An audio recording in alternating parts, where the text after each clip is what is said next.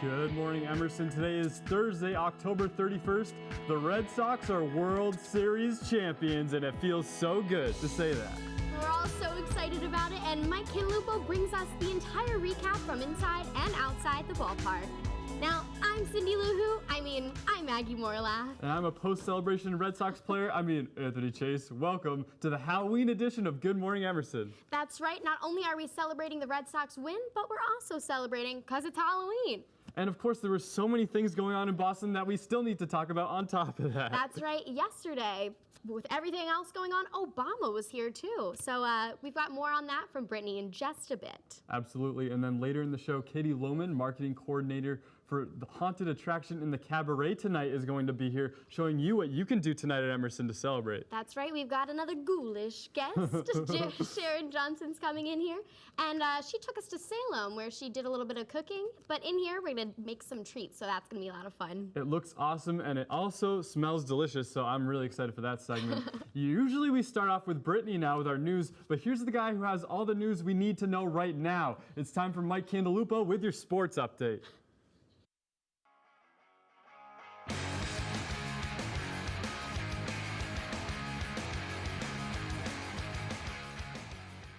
Green Day, Green Monster, Red Sox, World Series, Game 6. Let's get right into it. The Red Sox coming into the game looking to clinch their 8th World Series championship in history. We start off in the top of the second with John Lackey on the mound. He strikes out John Jay with that nasty curveball. He went 7 2/3 inning, take it to the bottom of the third. It's supposed to be a pitcher's duel, so who will strike first? It's the Red Sox and Shane Victorino, the Flying Hawaiian, a bases clearing 3-run triple. That puts the Red Sox up 3-0. Then it doesn't stop there.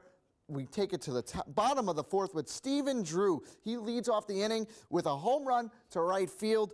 Now, Michael Wacha, the pitcher for the Cardinals, who I love so much, he came into this game with a 1.0 ERA. Now he's given up a run an inning. Now we take it to the bottom of the fourth again. Mike Napoli with a little RBI single. This puts the Red Sox up 5-0, and the rest, well, I don't really need to say. It hasn't happened at Fenway Park for 95 years. The Red Sox are world champions.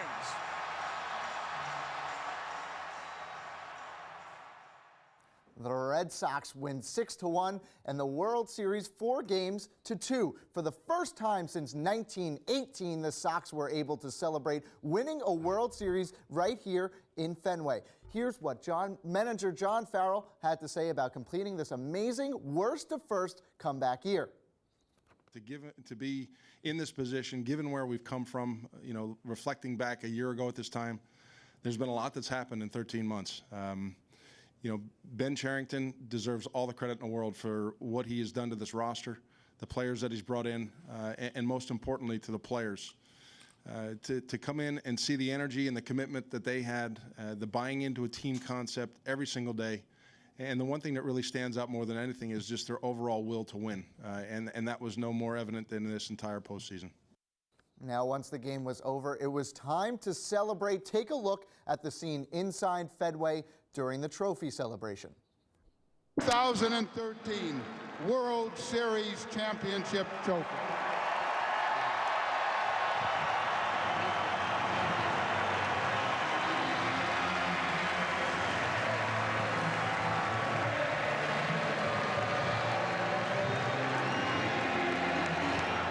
Shocked Anthony was able to get up and come to GME after what I'm sure was a night full of celebration. Now back to you guys on the Boulevard of Broken Dreams.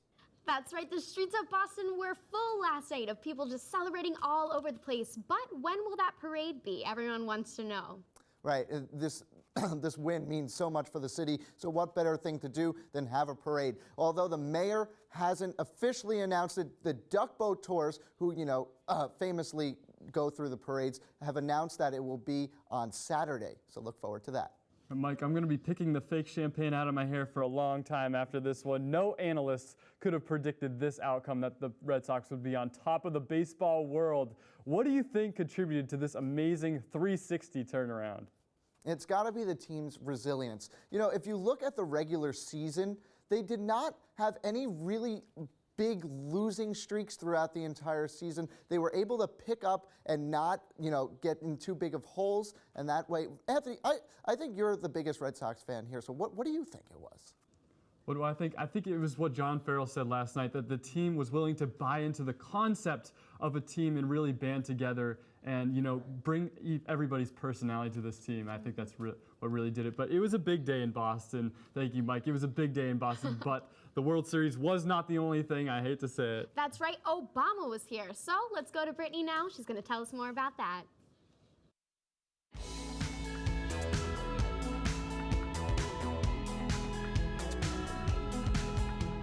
Good morning, everybody, and happy Halloween. I'm Audrey Hepburn, giving you this week's top headlines. President Obama was in Beantown yesterday to highlight the Bay State's success at expanding insurance coverage in the midst of his own rocky health care rollout. The president spoke in the same room where former Governor Mitt Romney signed the groundbreaking law in 2006. President Obama praised Massachusetts for passing such a bipartisan law. And this new marketplace was built on the Massachusetts model. It allows these Americans who have been locked out to get a better deal from insurers. They're pooling their purchasing power as one big group. And insurers want their business, which means they give them a better deal. And they compete for that business. The president's visit to Boston comes as the White House deflects the latest round for complaints for Obamacare. While the president was in Boston, the blame game at the White House goes on. Secretary Kathleen Sebelius pointed the finger at her contractors for the failed healthcare website. She says they're at fault for many of this website's problems. Republicans think differently, though. Already 24 of them are calling for her resignation. Administrator Marilyn Tavenner testified before the White House, saying Sebelius had told the committee a dozen times the site would be ready by October 1st. Sebelius is definitely in the hot seat as the administration works to fix the glitches with the website. Now I have a scary story for you guys. U.S. surveillance of foreign countries. Ugh, if that's not keeping you up at night, I don't know what is. Maybe insomnia. The head of the National Security Agency denied Tuesday that the U.S. government collected phone and email records from European citizens. He called the reports leaked by whistleblower Edward Snowden completely false. As the nation's spy chiefs testified, two lawmakers from opposing parties introduced bills calling for more transparency of the NSA's surveillance programs. Now surfs up off the coast of Neutra of Nazaré, Portugal. Brazilian surfer Carlos Burrell broke the world record Tuesday when he conquered waves over 80 feet tall, all while saving the life of a fellow surfer. Rider Maya Cabrera fell off her board and was knocked unconscious by the rough surf. Burrell pulled her out of the water and then brought her back to shore. Now, when he was sure she was all right, he went back into the water and set a world record. Now, how's that for good karma? These waves are so powerful, surfers actually have to be towed by jet skis just to catch up to one. But that's all the terrifying news I have for you guys this Halloween. Back to you. Now, it's so special that Obama made a visit to Boston yesterday, but he was here for a reason. With the problems with Obamacare, how are these making Americans wary to sign up? Well, I think it's all the bad press that Obamacare is getting because the main goal of Obamacare is to provide health insurance for low-income families.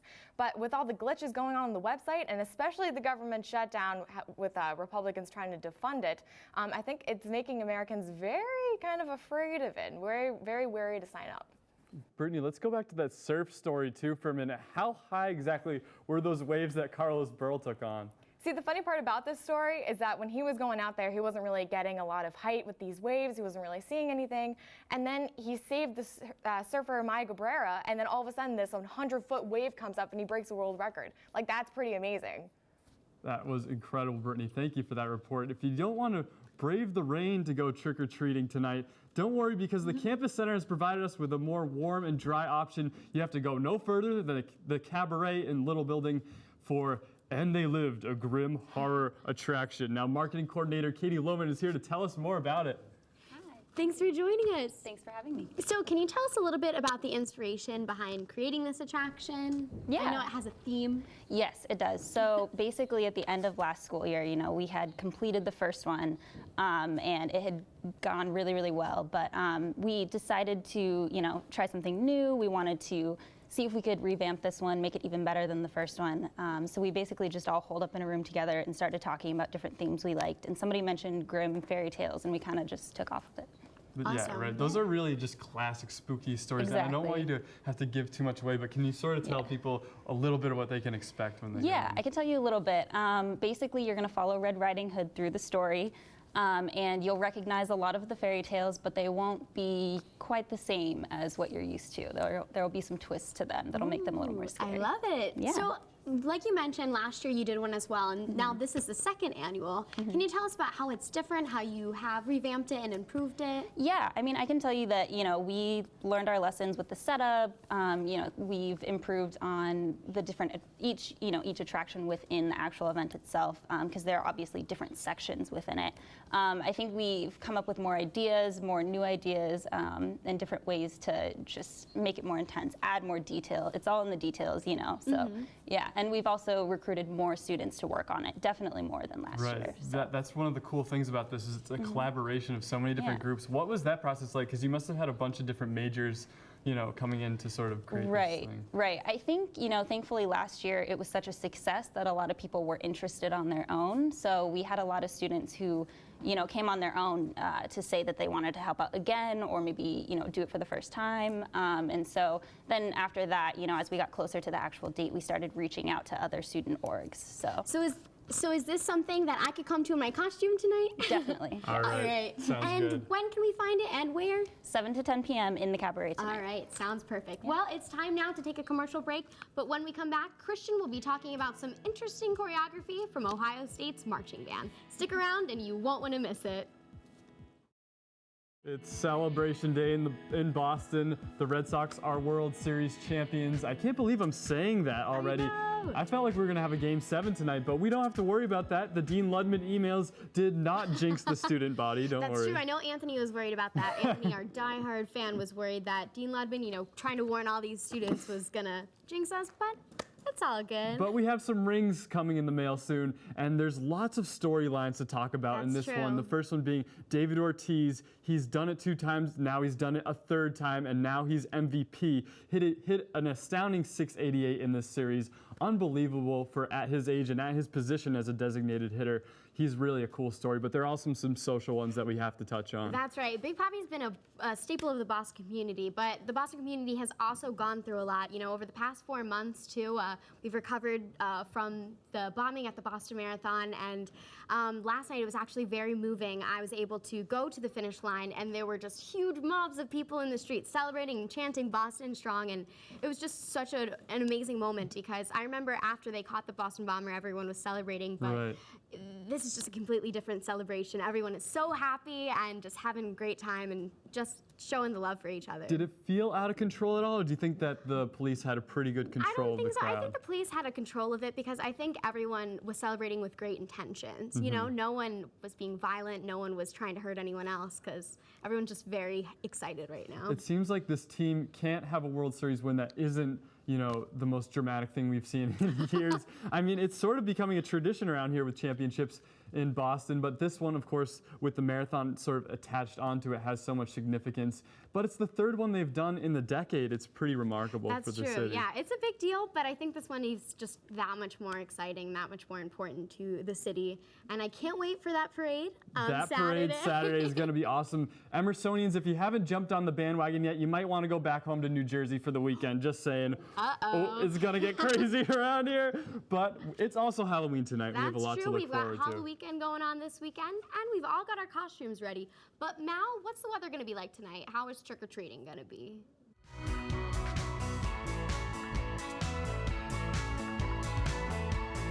And good morning, Anthony and Maggie. Yes, I've got my Bob's Burgers costume ready. Unfortunately, I'm going to probably put a rain jacket over it later tonight. Right now, it's 43 degrees and sunny, but later today, we'll have a high of 63, and there's a 35% chance of rain. Later on tonight, the sun will set at 5:39, so bring a flashlight out with you if you're going trick-or-treating. We're looking at rain on and off, low of about 58 degrees. And tomorrow, temperatures reaching as high as 69 degrees, but that will be overshadowed by the rain. Wind speeds will be quite high too, gusts from 20 to 30 miles per hour. But this weekend will be a bit nicer. Let's go take a look at that now. And on Saturday, mostly cloudy, but luckily no more rain. High of 61, low of 42. And on Sunday, those clouds will have moved out of town, mostly sunny with a high of 53, low of 31. And next week, the sun will be back out on Monday, high of 46, low of 37 degrees. But that might change over the weekend, so be sure to tune in for our update next Tuesday. That's your local weather update. I'm Mal Meyer. Have a spooktacular Halloween. All right, thanks, Bob. We can't wait to run out and get some of those burgers after the show. But now Christian is here with the latest in entertainment news.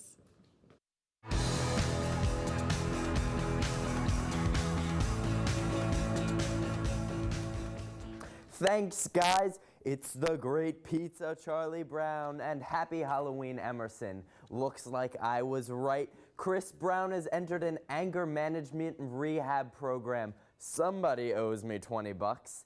After breaking someone's nose in D.C. last weekend, Brown's attorney has admitted him, probably for damage control with his probation. Brown is facing upwards of 4 years for breaking his aggressive behavior probation after physically assaulting Rihanna. This move wasn't more perfectly timed because the LA County Probation Department just launched a massive investigation against Brown. Ironic that his latest single was titled Love More. He never ceases to amaze me. It would appear that Brown isn't the only one under heat this Halloween. Guy Fieri got fired up and exploded at his hairdresser. Hairdresser Ariel Ramirez started the fight by punching him in the face, always a solid first move. Guy recuperated by then kicking Ramirez in the stomach. There were some profanities thrown around until Ramirez began uncontrollably crying. The fight climaxed when Fieri dragged Ramirez out of the SUV he was sitting in. No one knows the reason for the attack. Maybe it was because Fieri was tired of looking like a tool every time he appears on TV. Seriously, dude, bleach spikes are out. A scandal on Kerry Washington has come to light. She's with child. Yay! The actress released the news 4 months after secretly marrying San Francisco cornerback Nnamdi Asomugha. She has been successfully covering up the pregnancy on her hit show Scandal by wearing her character's trademark coats. But since she'll be hosting SNL this Saturday, she decided to come clean. This is Washington's first child. On a much lighter and more festive note, Ohio State performed an homage to great Hollywood classics. The marching band stomped the yard by creating striking images like a dinosaur eating someone, a young wizard on a broomstick, and some other classic cliches. The movement and commitment of the band is incredible. They never miss a step.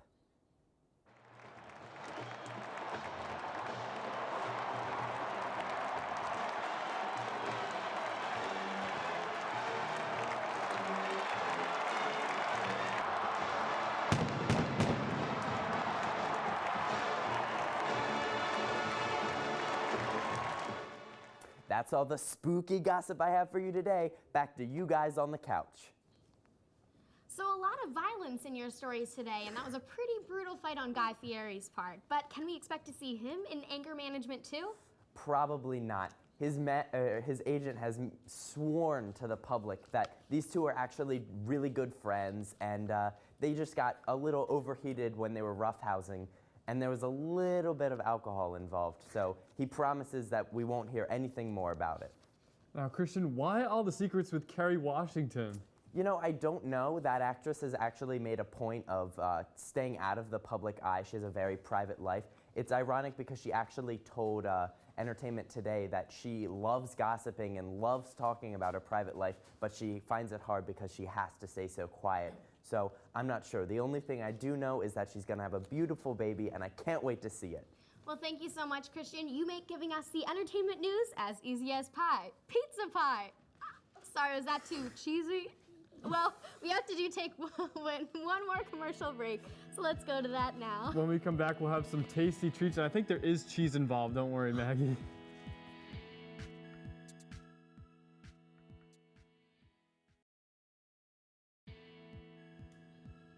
And welcome back to Good Morning Emerson. Now, Sharon Johnson is feeling the spirit of the season, but not the season I'm dressed for. She recently got the opportunity to make some festive Halloween dishes. Sharon?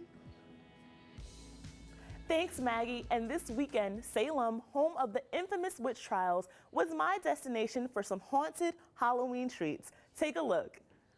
Good morning, Emerson, and a happy Halloween. Today, I'm out in Salem, Massachusetts, which is infamously known for the Salem witchcraft trials. But what's Salem even better known for? That's right, Halloween. Every October, local Bostonians and tourists come out for tricks, treats, and better yet, a taste of Salem's local restaurants. Even though it's getting cold outside, that doesn't stop people from coming to Salem Screamery, a local ice cream parlor. They have new, unique flavors each month, such as caramel apple, chocolate bacon brownie, and cranberry apple pecan tart. The Screamery is sure to please your sweet tooth. If you're in town, you have to check out Red Sandwich Shop, voted best breakfast on the North Shore for 27 consecutive years. You can get an omelet for $6.95, pancakes made from scratch for $5.75, and the classics, pot pie, chop suey, or even mac and cheese for nothing higher than $7.95. You do not want to miss out on Red Sandwich Shop. Besides the local restaurant, Salem has fairground stands open serving up fall favorites every Halloween. You can get warm apple cider, a Thanksgiving sandwich, cinnamon rolls, and fried dough. You'll never be hungry in Salem. Guys, it's been a spooky day in Salem, full of tricks, treats, and good eats. Make sure to come back next weekend for the Salem Restaurant Festival. I can't wait to show you guys everything I learned back at the studio. Now we are joined by Sharon, who's going to show us how to make some yummy treats that'll have you screaming. Sharon? Guys, I am so excited because I have some really spooky festive treats here, and they are so adorable and easy to make. So, awesome. What's this cute little number we're looking at over here? These are pizza mummy pizzas, actually. And they are really easy to make, and they're super delicious. Yeah. And so what you do is you get an English muffin, and then you get some pizza sauce. Put the pizza sauce on the English muffin, and then get mozzarella strips. And the mozzarella strips are supposed to be like, you know, the wraps that go around the mummy. Strips. And so just place it down, and then you can use either raisins or olives for the eyes. And then just pop it in the oven for about 10 minutes, and you're done. Awesome, perfect. You got a little personal pizza going. I know, Yeah, it looks exactly. so good. They're so cute too. I think I'm gonna name mine. Oh, yeah. Bob, maybe. Cute name. What do we have over here? I see these spooky A looking little creepy things. looking. These are these are a little bit scary, but I promise they're delicious to eat. These are monster toes. And so with these, what you're gonna do is you're gonna cut off the ends of a hot dog, and you're gonna roll them in a flour tortilla. And then you're gonna poke a hole at the top of them and just squeeze some ketchup in, and then poke a stick through it, and then you have your monster toes. And they look a little bit like, you know, a little bit creepy, but This is a staple ingredient actually for the Salem Witches cauldron potion. Oh yeah. So you need these.